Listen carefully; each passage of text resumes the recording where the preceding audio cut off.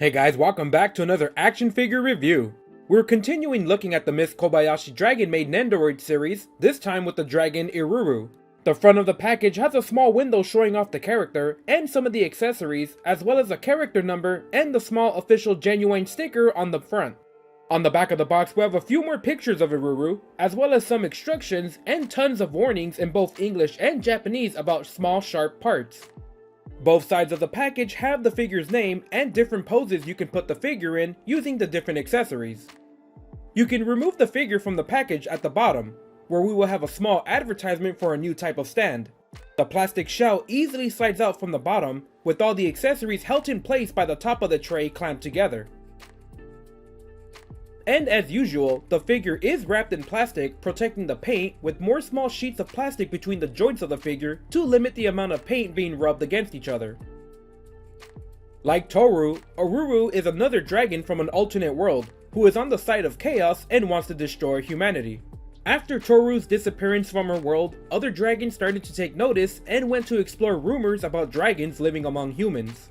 Iruru would then find and fight Tohru, only to be defeated and now stuck on Earth, unable to teleport back into her own world. As a child, Iruru would often be friendly with humans and was even gifted a doll in her image, that her parents immediately destroyed. Iruru's parents would then be killed by the human army during an attack, and her fellow dragons convinced Iruru that all humans were evil.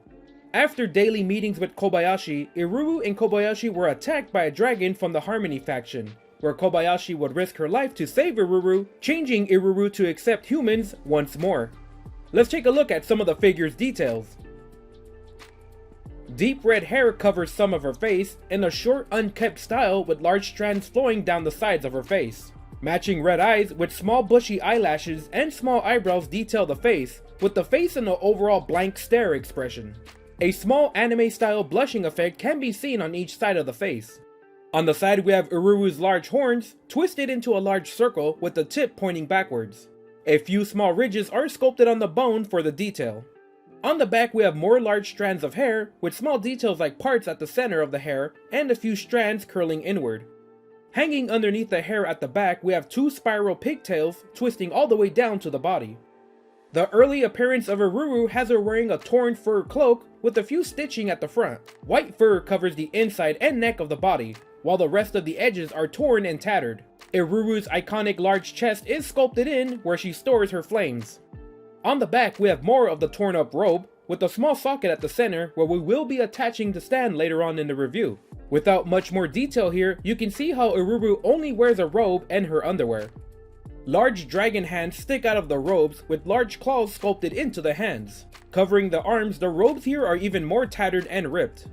At the waist, we can see the robe splitting open, revealing the bare body underneath, with Iruru only wearing underwear and bare legs and feet. While on the back, we have her dragon tail sticking up from underneath the robe, twisting all the way down to the ground. Let's take a look at the articulation this figure has. We have a small joint at the neck that allows us to rotate the head and look up and down. Due to the large size of the head, we don't have that much range. The pigtails in the back of the head twist and are on a ball joint. We have shoulders that rotate up and down, and a twist at the biceps. More rotation at the waist, legs that freely open and rotate, and finally a tail that twists. Here we have Iruru next to Tohru, standing similar height between the Nendoroids, with Tohru being slightly just bigger with her hat. Both figures stand just under 4 inches tall, or exactly 4 with the base. Next to another Japanese figure, we have the Figma Darkness, to get a decent scale of how small Nendoroids stand. We don't have much to compare for Western figures, but the closest thing we would have would be a Funko Pop, similar in height but not quality. And finally, a Pop-Up Parade Darkness figure, in case we ever get a similar sized Iruru figure.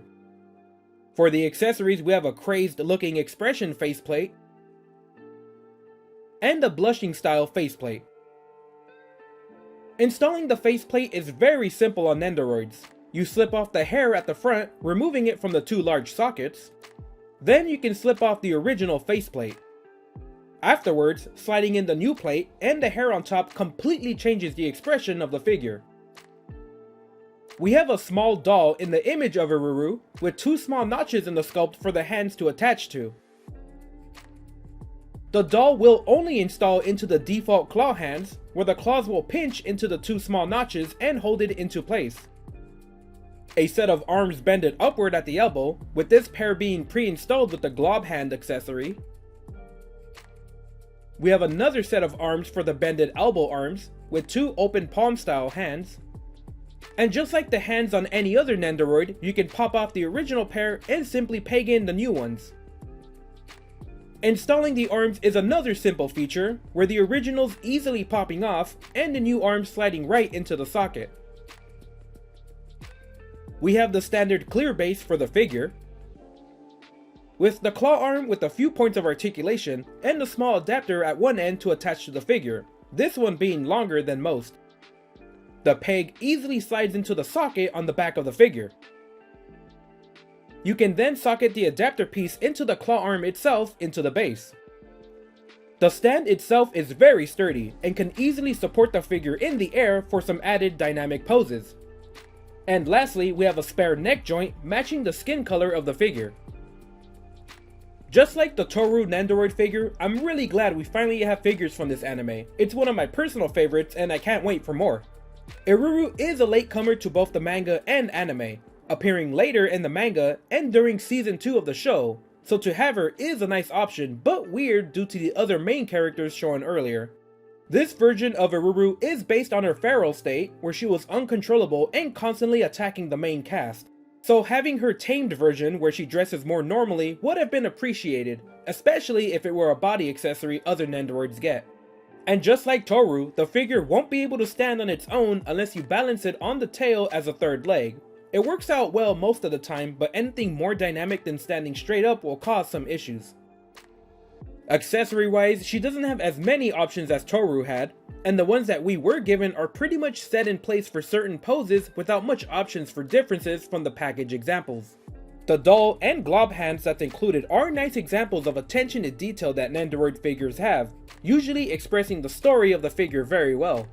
The alternate faceplates is where these figures really shine, easy to swap out and changes the appearance of the effect of the figure that you'll really get some great value out of poses and pictures with these figures.